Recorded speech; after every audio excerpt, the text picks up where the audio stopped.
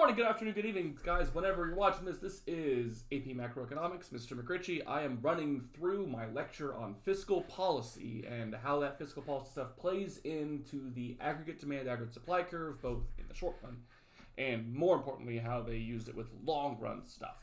So this won't be a super long one. I don't think this should be in the 20 to 30 minute range. But I'm going to go through the full content of it. The fiscal policy part isn't that bad. The long run part, it's more of like a puzzle piece that makes sense. I think this part is a lot easier than the long run self-adjustment because this part makes a lot more sense. And in the real world is a thing that does consistently happen. Whereas when we talked about like the long run self-adjustment, that's more of a like eventual possibility. This is, in America especially, like guaranteed to happen every time. And we have tons of examples of it, including this year. We can use examples of it. So let's get into it. So fiscal policy and then long run average demand aggregate supply curve, because the short run part we've actually kind of covered already. This is my lecture for technically October 22nd in my class, but watch this whenever you need to. So this is all about how the government tries to help the economy. This is the game plan for today. This is what we'll be talking about. We're only talking about number one, but there's these two methods that the government can use to try and help our economy. Those two are fiscal policy and monetary policy. Fiscal policy is stuff done by Congress in America. This is legislative branch. These are quick fixes generally. These are changes to things like government spending and taxation. So it's stuff done by Congress for us, legislative branch, general idea. Lawmakers are the ones that control fiscal policy. So for us, again, in America, that's Congress. It could be Parliament if you're in the UK, various examples globally. There is also a policy type called monetary. We will be getting into that a lot next unit, but all you need to know for now that those are actions done by the Federal Reserve, which is what it's called a central bank. It is the bank's bank, and it's usually connected to the government in some sort way or form. In us, it's that the President of the United States gets to appoint people to the board and the chairman of the Federal Reserve Bank. And that's way more complicated things than just changing government spending or taxes. So we'll get into that next unit. So both of these are going to affect the money supply, and are going to affect aggregate demand. That's the big thing here. Both of these things change aggregate demand. Fiscal policy, you should already be familiar with actually how that works, because we've used examples talking about changing government spending, that's the capital G, or taxes. If we have an increase in government spending, that's more overall spending in our economy, so aggregate demand goes up. For taxes, if we raise or lower taxes, that changes how much money consumers can spend. So if we raise taxes on people, then they won't be able to spend as much because they'll have less income to spend. And that affects, again, aggregate demand. So both of these things affect aggregate demand. Fiscal policy, you're already familiar with how that works. Monetary, again, don't worry about that's a future problem, but just be aware that it's another option. So, within fiscal policy, there are a couple of things you need to know. There is discretionary fiscal policy. These are things that have to be actively chosen to be done. It's when Congress has to draw up a new bill that is designed to stimulate spending or cut spending. Okay? It is a purposeful thing. It is a thing that they are actively going and trying and having to put pen to paper, make the call, negotiate with each other, do the whole kit kat and caboodle. They've got to go through the process. It's Congress choosing to do it. It's the discretionary part. Something being done at your discretion means that you're doing it at your whim or at your choice. Cool. Discretionary fiscal policy is a thing that Congress is choosing to do, or that your legislative body is choosing to do, which again, that's our changes in government spending and taxes. Those are discretionary. And in this lecture today, we'll be focusing almost exclusively on discretionary fiscal policy. But there is another type, which isn't more complicated, but it does work differently. It's called non-discretionary fiscal policy. AP likes to call these automatic stabilizers. It's another term for it. So non-discretionary fiscal policy or automatic stabilizers. That's the better term for it. These are laws that have already been put into place that in how they work are meant to be a built-in mechanism to counter changes that are happening in the economy. So there is something that's going to increase AD. This is a thing that is built in to try and curb that, to try and slow down inflation. Or if there's something that happens that decreases spending, this is a built-in thing that's going to try and ramp it back up. So let's explain it. Examples of things like welfare and unemployment benefits. So here's an example of how this works. When you have an overall decrease to aggregate demand, a cut in our overall spending level in an economy, so imagine the aggregate demand supply graph and a decrease in AD. You see that happen, and you should know a couple of things that are going to be going on in that economy.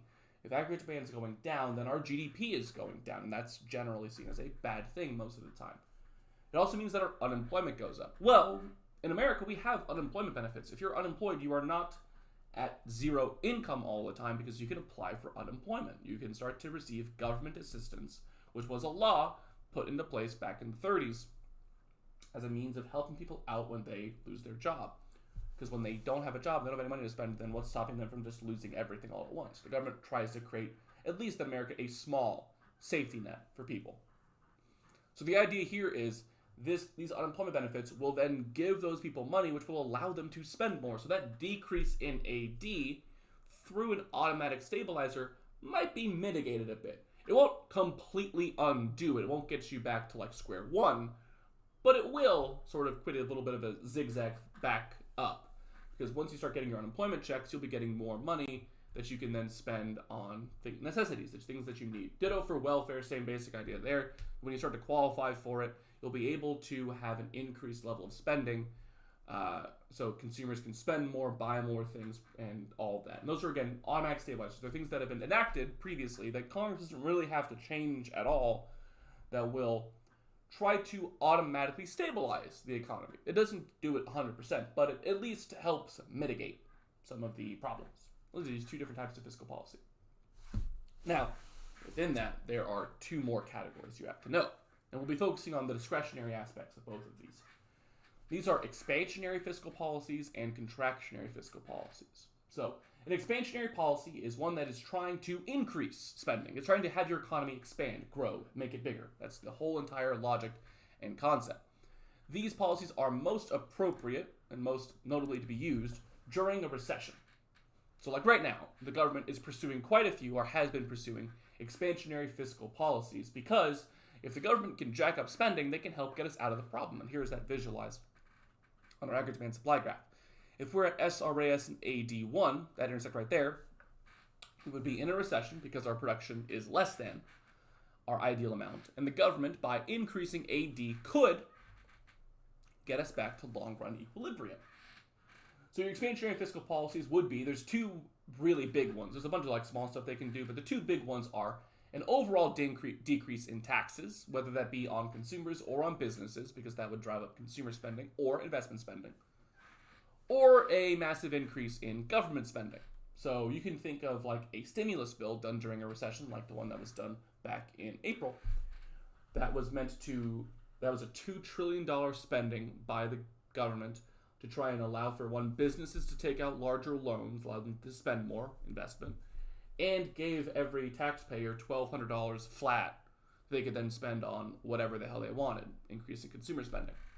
So these are big button pushes. Think of these as just a big button that the government's just sort of slamming their hand on. Like, ooh, we're in a recession, push the expansionary fiscal policy button, bang.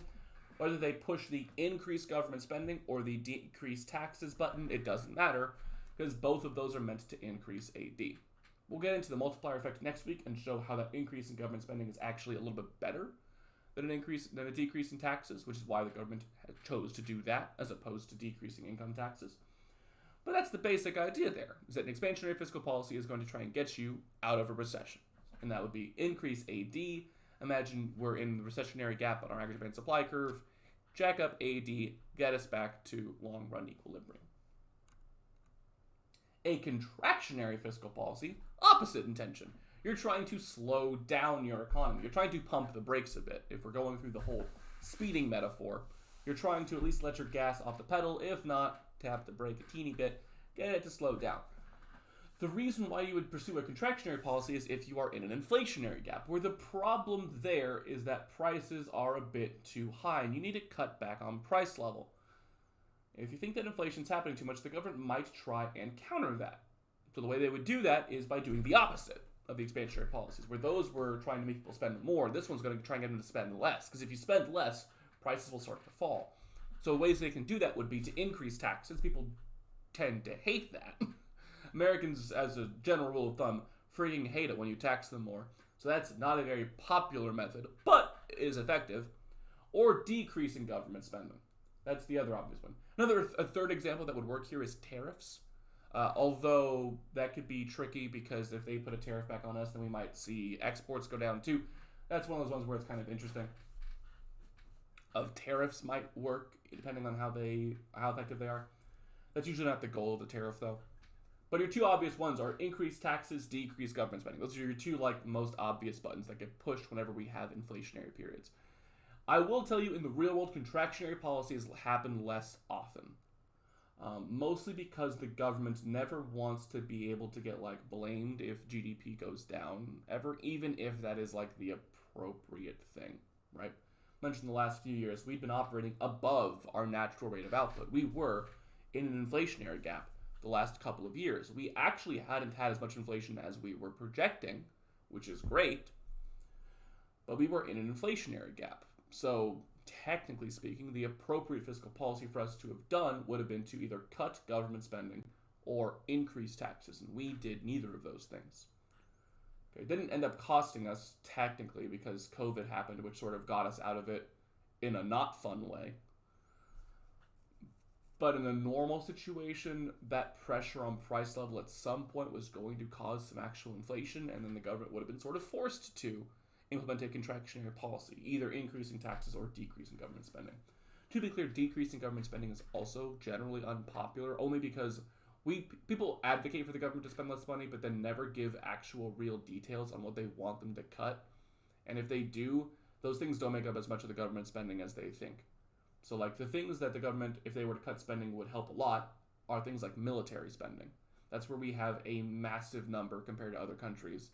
And when people typically advocate for less government spending, they aren't usually advocating for less military spending, which would be the most sizable impact if you're trying to do that. If you're trying to cut welfare and stuff, I mean, cool, dude. People won't have money to spend though, so they're going to hurt the economy a lot more than you think. All right. So, here's how these questions play in when it comes to a long run problem.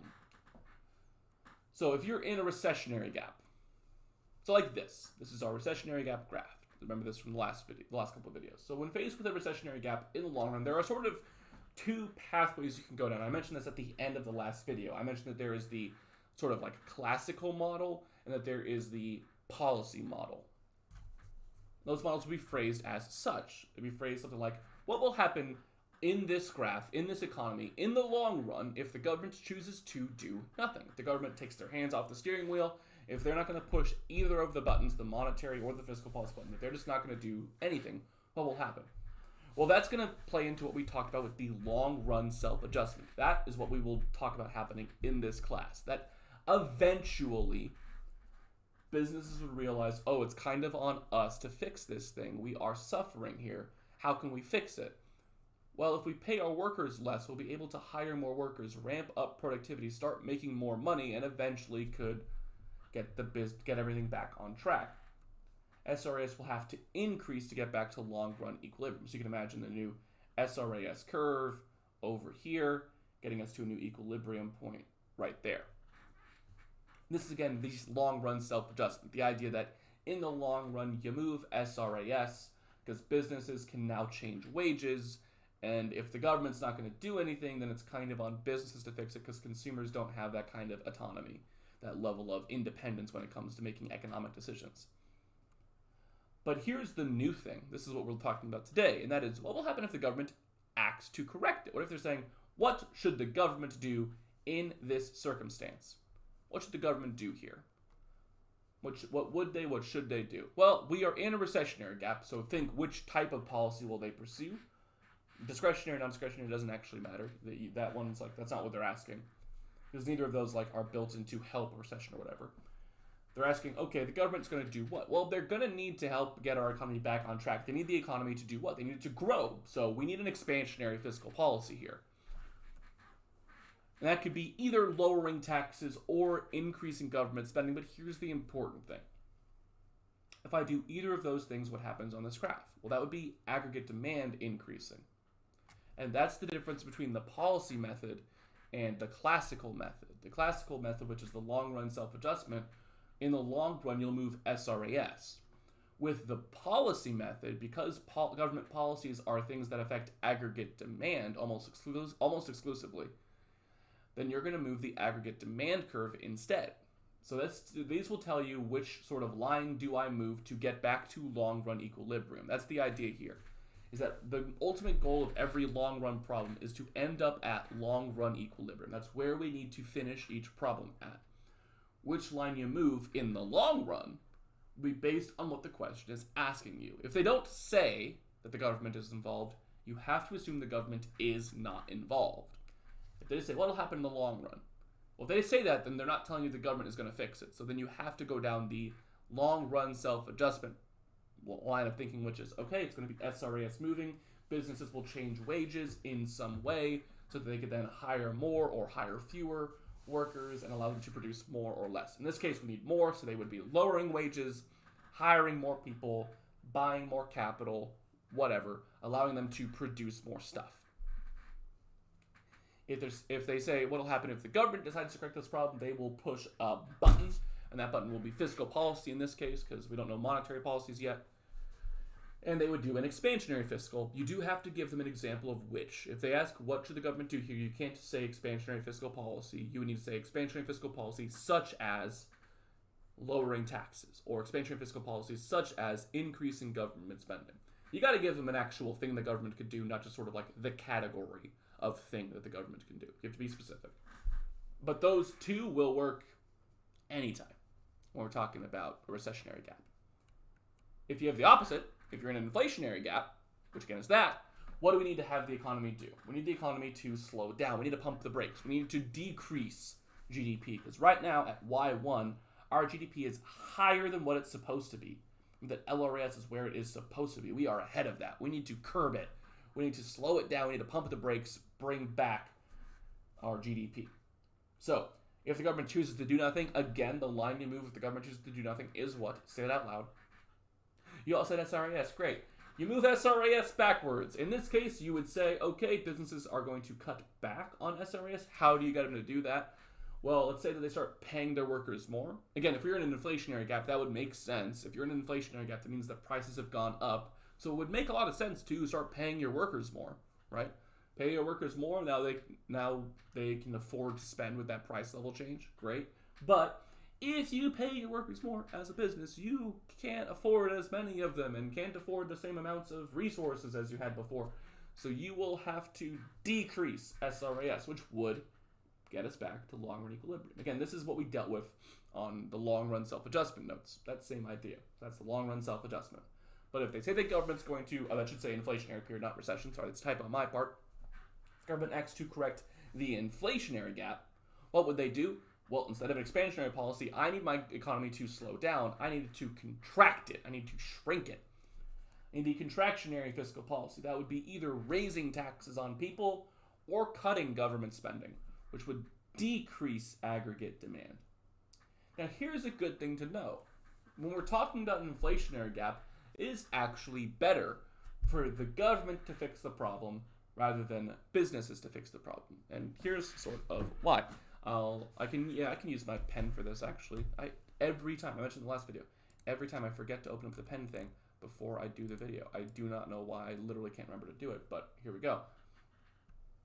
There it is. So I'm going to use this blue line for the supply shift. Oh, wait. And now I need the pencil. Let's make it a little bit bigger and blue. This, oh God, I cannot make this a straight line no matter what I try. That's pretty good. So if we do the long run self-adjustment, we would end up with this shift right here. And there's kind of an obvious problem with that. The problem isn't that we don't get back to where we're supposed to. This is actually the correct way to do the long run self-adjustment. The problem is in the reality of the situation, which is if the problem is an inflationary gap and you decrease SRAS, what happens to price level? You go from P1 to up here. An even higher price level. Like if I'm thinking real world, this is not super helpful actually. The long run self-adjustment isn't good here. I actually don't love this solution. Because again, the decrease in SRAS is kind of like one of the worst things that can happen in your economy. That's not great, because that's going to cause prices to go up and people to lose their jobs. If the government decides to fix this problem, though, if we don't let the long-run self-adjustment happen, say the government steps in fairly quickly, and it's like, you know what, guys, we're going to raise your taxes. People boo. They boo a lot. They boo very loudly here. They are very angry and upset about this. But if they do that, that's okay. That's not a terrible one. If we get a contractionary fiscal policy in there, and we have this shift, what happens to my price level? Oh, it goes back down. Well, if we're in an inflationary gap, the problem was there's too much inflation. So this decrease in AD is actually a much better solution to that than letting the businesses fix it on their own, because businesses can't really easily fix AD. If they cut back their spending, it'll also hurt their ability to produce things. That's not a great solution. So we need to try and think, like, in the real world, it's a good, in the AP exam, it's good to know, okay, if the government chooses to do nothing, SRS will decrease. If the government chooses to do something, it'll have AD decrease. That's what you need to know to answer problems. But from like a real world logic standpoint, it's important to know what's the best way for us, our economy to work. And at least for an inflationary gap, the government fixing it is actually kind of the right way to do things. Because the way the government can fix the problem will actually stop inflation from happening a lot of the time. And that is pretty good. So for an inflationary gap, that AD decrease is actually the preferable method. So on exams, you can see a multiple choice question like this, which is: an economy faces a severe recession, what is the most appropriate or most effective fiscal policy to use? Well, you definitely need to use an expansionary one. That is the obvious things, that you need to have an expansionary fiscal policy. You just got to think which of these is expansionary fiscal policy. D and E are monetary policies. You don't know what those words mean yet. Do not pick those. Technically, one of those does fix this problem, but it's not a fiscal policy. Fiscal policies are done by Congress, and A, B, and C are all fiscal policies. Which of those is the best at helping during a recession? We've got government spending increasing, government spending decreasing, and income taxes increasing. Which of those gets us more spending? A. Government spending going up. That's the idea. Government spending goes up, cool. We are in a recession, we need more production, we need more spending.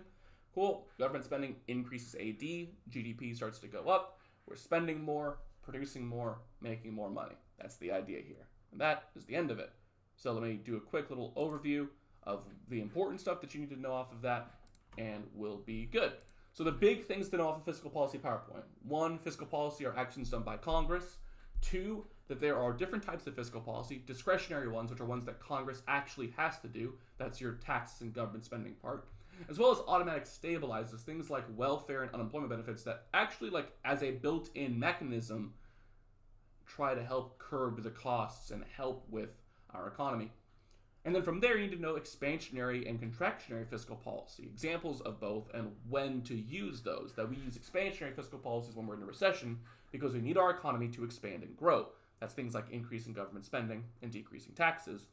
And contractionary fiscal policy is appropriate during inflationary periods because those cut back on our spending and slow down prices. That's things like raising taxes and lowering government spending. Those are your contractionary fiscal policies. And lastly, know what to do when a question says, what should the government do here in the long run? Which will be either an expansionary or contractionary policy, depending on what needs to be done. If we're in an inflationary gap, again, you need the contractionary policy to help shrink the economy and get that inflation out of the way. Think that inflation is like the balloons blowing up. Contraction is going to help stop it from popping. It's to prevent the popping from happening. So it's like a little bit less, and you fill it up too much. And you're in a recessionary gap, you need the expansionary policy to help stop the downfall of your economy, basically. Those are the ideas. So that is it for fiscal policy, and that is it for this week's notes. That covers you, for the most part, for everything that can be asked about what happens in the long run. There will be one last thing for this unit we'll be talking about next week on Monday, which is the multiplier effect, which is the one math thing for this unit. But outside of that, that is it for this week. Thank you guys for watching. Please watch those 3 videos again if you need the extra help, because the long run stuff is one of the harder parts of the course. I will tell you right now, it's one of the harder things. But I think fiscal policy is one of them that makes quite a lot of sense, and it's fairly easy to deal with. So thank you for watching as always, and best of luck, everybody.